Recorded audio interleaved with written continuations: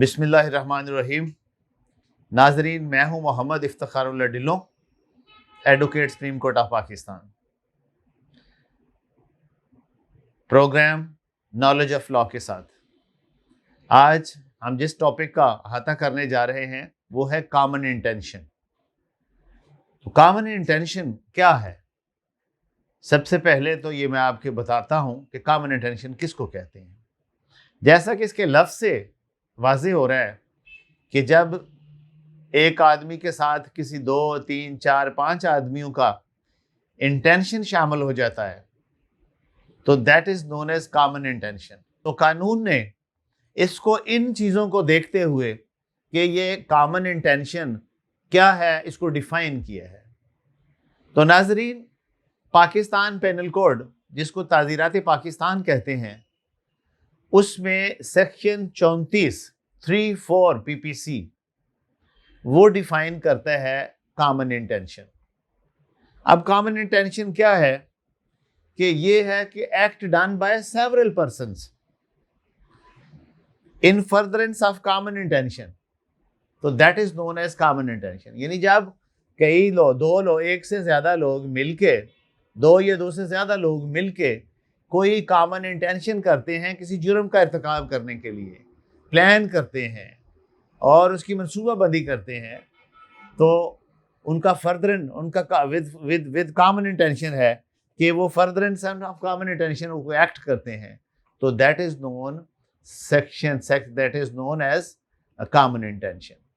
अब सवाल ये पैदा होता है कि इसकी अहमियत क्यों है, कानून में इसकी अहमियत क्या है, आम लाइफ में क्या है। अब देखिए नाजरीन, जब हम आम जिंदगी को डिस्कस कर रहे होते हैं तो जब एक से ज़्यादा बंदे किसी गैर कानूनी काम को या काम करने को मशवरा करते हैं तो हम उर्फ़ आम में भी उनको बुरा समझते हैं कि यार इन्होंने बुराई करने का, ये गलत काम करने का ये इरादा किया। अब ला ने उस इरादे को जो गैर कानूनी तरीके से आपने किया उसको डिफ़ाइन कर दिया, उसको एक जुर्म की डेफिनेशन में ले आए। अब सेक्शन 34 कहता है कि जब दो से ज़्यादा बंदे किसी फर्दरेंस ऑफ कॉमन इंटेंशन में कोई जुर्म करेंगे तो वो हर बंदा जो वो कॉमन इंटेंशन का इर्तिकाब करता है उसको कानून में जिस जुर्म की वो प्लानिंग करते हैं या जो जुर्म करते हैं उसकी सज़ा सेक्शन 34 में मिलेगी। अब एक उर्फ़ आम में हम कहते हैं कि 34 सेक्शन जो है ये यूजुअली ये जब 5 से कम बंदे मशावरत करते हैं कॉमन इंटेंशन के साथ, कोई फर्दरेंस ऑफ कॉमन इंटेंशन का सहारा लेते हैं, तो जब 5 से कम लोग, एक से ज़्यादा और 5 से कम, ये गैर कानूनी काम करने का कोई इरादा करते हैं, प्लान करते हैं, तो उसको हम कहते हैं कि ये फर्दरेंस ऑफ इंटेंशन था, इनका कॉमन इंटेंशन, इन्होंने ये काम किया है, लिहाजा उस जुर्म की सज़ा जिस तरह एक बंदे को मिलेगी वैसी सज़ा डी को मिलेगी, वैसे सी को, डी को। अगर 5 बंदे हैं तो 5 को वही सज़ा मिलेगी, अगर 3 आदमी हैं तो कॉमन इंटेंशन था। उसकी मिसाल ये, खुदा ना करे कि कोई मर्डर हो गया या कोई किसी ने किसी को फायर मार दिया या कोई जुर्म कर गया, करने के लिए आया, तो 4 आदमी मौजूद थे, 2 आदमी गन पकड़ के बाहर खड़े रहे, एक आदमी अंदर चला गया और चौथे ने कोई और तरीके से वो जुर्म का इर्तिकाब किया। तो इस तरह ये चारों अफराद जो अपेरेंटली उसने गन पकड़ी हुई थी लेकिन वो जो दूसरा शख्स है वो अंदर गया है, एक चौथा शख्स है जो खाली छत पे खड़ा रहा है या बाहर उसने किसी को प्रोटेक्ट किया, स्कॉट किया है या उसने उनको लुक आफ्टर किया है, तो वो ऑल 4 पर्सन्स और 5 persons are liable to be committed कि उन्होंने वो कॉमन इंटेंशन के मुर्तकब हुए हैं और उनको वो सज़ा के मुर्तकब भी वैसे ही होंगे जैसा उनका एक्ट है, तो लिहाजा उनको एक जैसी सज़ा मिलेगी। तो नाजरीन, ये कॉमन इंटेंशन के लिए 2-3 चीज़ें बहुत ज़रूरी हैं।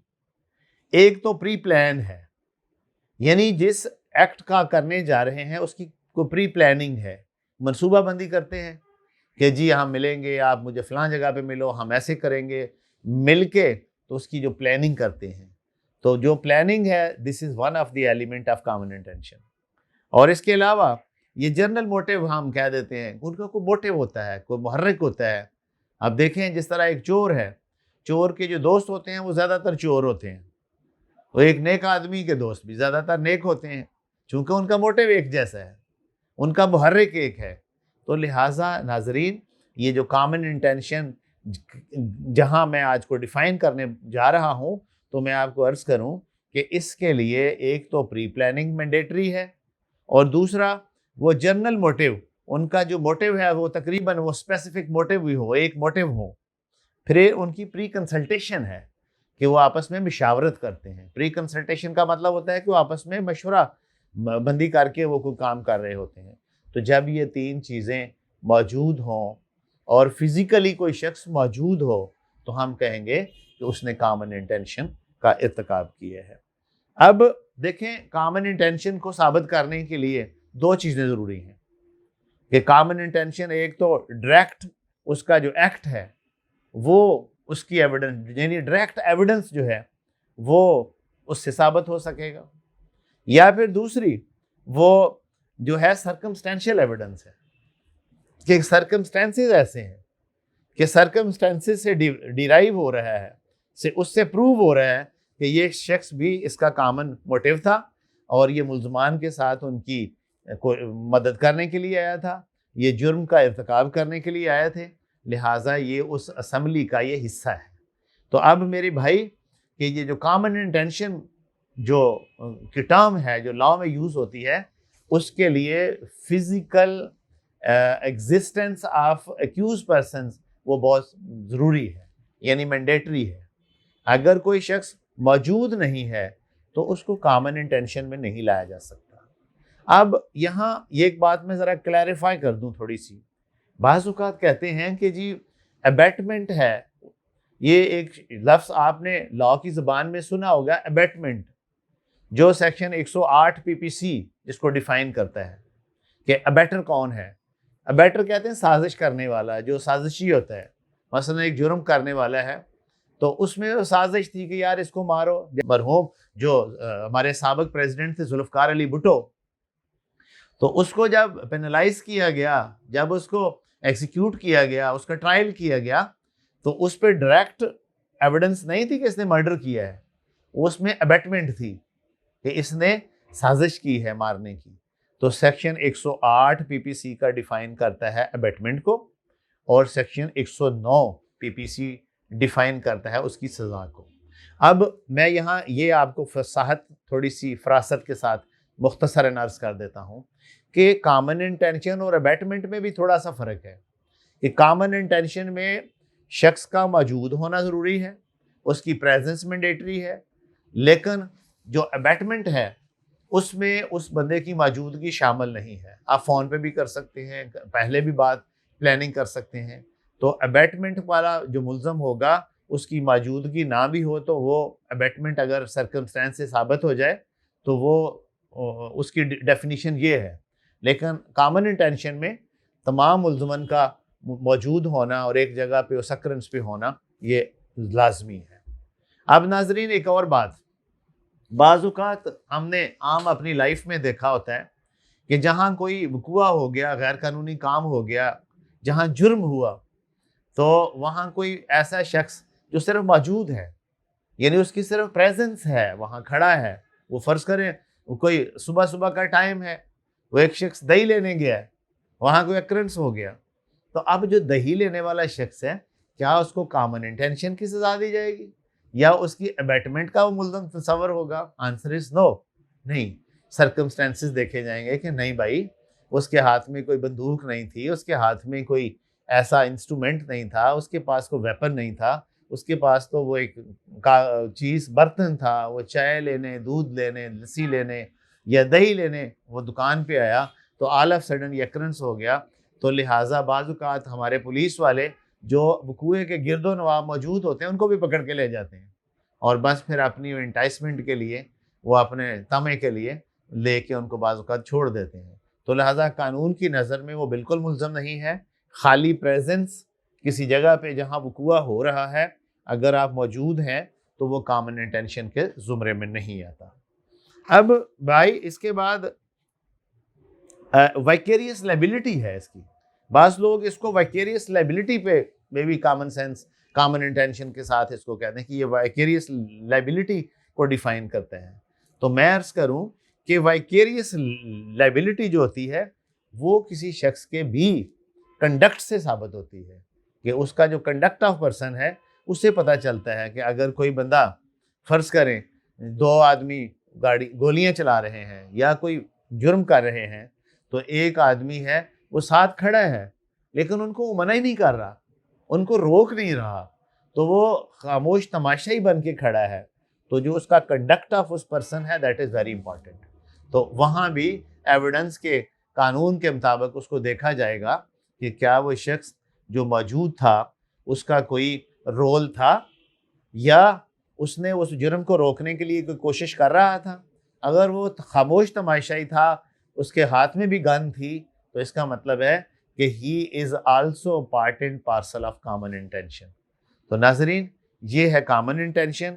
तो यहाँ जो मेंटल कंडीशन है ना किसी शख्स की, जो मुल्ज़म की, जो मौजूद शख्स है, उसकी मेंटल कंडीशन और जो सर्कमस्टेंशियल एविडेंस, ये बड़ी अहम होती हैं और इनको देख के कॉमन इंटेंशन को गेज किया जा सकता है कि क्या ये तमाम जुर्म करने वालों का कॉमन इंटेंशन था जुर्म से पहले। सपोज़ कि वो क्या करते हैं कि मुल्ज़म कितनी देर पहले उसने प्लानिंग की, ये एविडेंस में आ गया।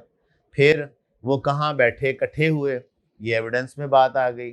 फिर वहाँ रुक के वो थोड़ी देर मौके पे चले गए, तो ये भी एक एविडेंस, सर्कमस्टेंशियल एविडेंस यहाँ भी आ जाएगी। फिर उन्होंने कोई काम करके दिखा दिया, तो वो जो 4 आदमी 5 आदमी शुरू से गाड़ी में बैठे थे, प्लान करके रुके, किसी जगह पे चाय पी, फिर एक जगह पे इकट्ठे हो गए, फिर आके मौके पे इकट्ठे हो गए, तो अब उनको हम कॉमन इंटेंशन के ज़ुमरे में ही रखेंगे, क्योंकि सर्कमस्टेंसेस जो हैं वो डिनोट कर रहे हैं कि हालात व वाक़यात बता रहे हैं कि ये मुल्ज़म जो है ये साथ हमराही मुल्ज़म थे और ये कॉमन इंटेंशन का मुर्तकिब हैं। नाज़रीन, यहाँ एक है वाइकेरियस लायबिलिटी है, एक लफ्ज़ हम कानून में यूज़ करते हैं कंस्ट्रक्टिव लायबिलिटी है।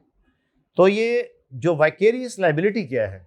ये वाइकेरियस लायबिलिटी है कि फ़र्ज़ करो 5 आदमी हैं, तो 5 आदमी ने ए ने क्या किया, बी ने क्या किया, सी ने क्या किया, डी ने क्या किया और ई ने क्या किया। तो ये जो उनकी बाइफरकेट हम करते हैं कि हर शख्स की वाइकेरियस लायबिलिटी उसके ऊपर आएगी कि वो मौजूद था, इसने ये एक्ट किया। उस वाइकेरियस लायबिलिटी को हम डिटर्मिन नहीं कर सकते जब तक कॉमन इंटेंशन को हम डिटर्मिन नहीं करते। यानी सबसे पहले अगर कॉमन इंटेंशन किसी जुर्म में नहीं था, तो उस जुर्म के इर्तिकाब करने में अगर उसके लेटर स्टेज पे हम ये करना चाहें कि किस मुल्ज़म ने कितना जुर्म किया है, किस शख्स ने इस कितना गैर कानूनी काम किया है, तो उसमें वाइकेरियस लायबिलिटी को हम तब साबित करेंगे अगर हम कॉमन इंटेंशन को प्रूव करें। तो ये कॉमन इंटेंशन हर जुर्म का एक बुनियादी है। अगर तो कोई वन मैन शो है, एक शख्स करता है, तो वो तो सोल प्रोप्राइटर बन गया ना, वो तो एक अकेला मुल्ज़म है, यूनिलैटरल एक्ट है उसका। तो जब कोई यूनिलैटरल नहीं है, वो ज़्यादा एक्ट करते हैं, 2 3 4 बंदे मिलके काम करते हैं और प्लानिंग के साथ करते हैं, तो फिर उसकी अगर वाइकेरियस लायबिलिटी डिटर्मिन करनी हो कि किसने कहाँ मारा, क्या हुआ, तो फिर भी कॉमन इंटेंशन को सबसे पहले वेटेज देना पड़ेगा और उसके बाद हम वाइकेरियस लायबिलिटी डिटर्मिन करेंगे। तो ये ट्रायल का मैटर है।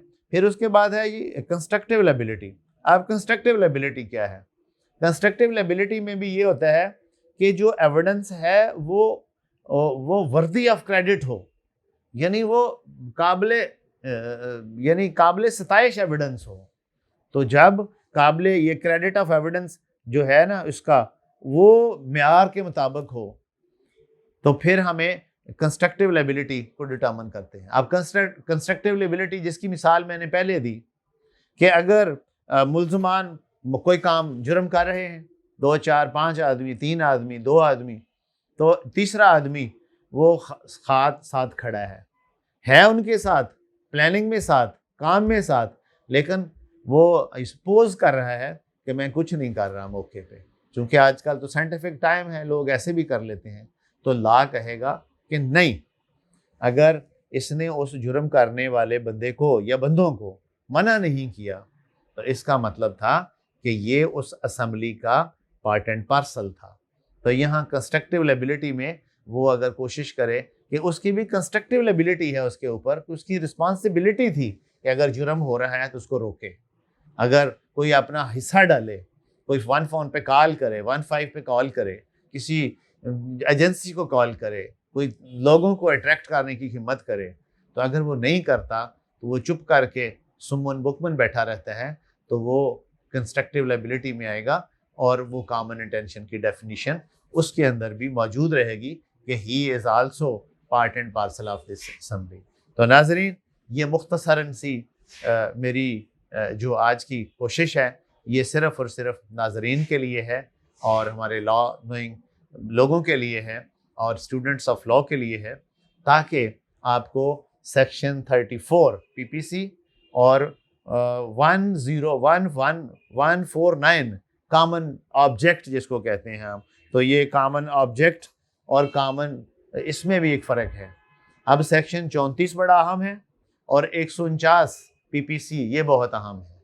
अब जब 5 से कम आदमी कोई जुर्म करते हैं कॉमन इंटेंशन, तो वो सेक्शन 34 में कॉमन इंटेंशन में के ज़ुमरे में आएगा। यानी जो सज़ा मेन मुल्ज़म की है वो सेक्शन 34 में, यानी कॉमन इंटेंशन अगर उनका एक है तो एक आदमी ने गोली नहीं भी मारी तो उसको भी सज़ा वैसी मिलेगी, चूँकि वो उस पार्टी का हिस्सा था।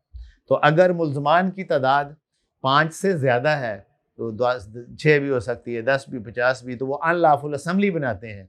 5 से ज़्यादा आदमी और उनका कॉमन ऑब्जेक्ट है, तो मसलन वो कॉमन ऑब्जेक्ट के तहत एक जगह पे रुकते हैं, एक जगह पे प्लान करते हैं, एक जगह पे वो एक्ट करते हैं, तो वो 149 पीपीसी के आएगा। तो वो उसको कहते हैं अनलॉफुल असेंबली है।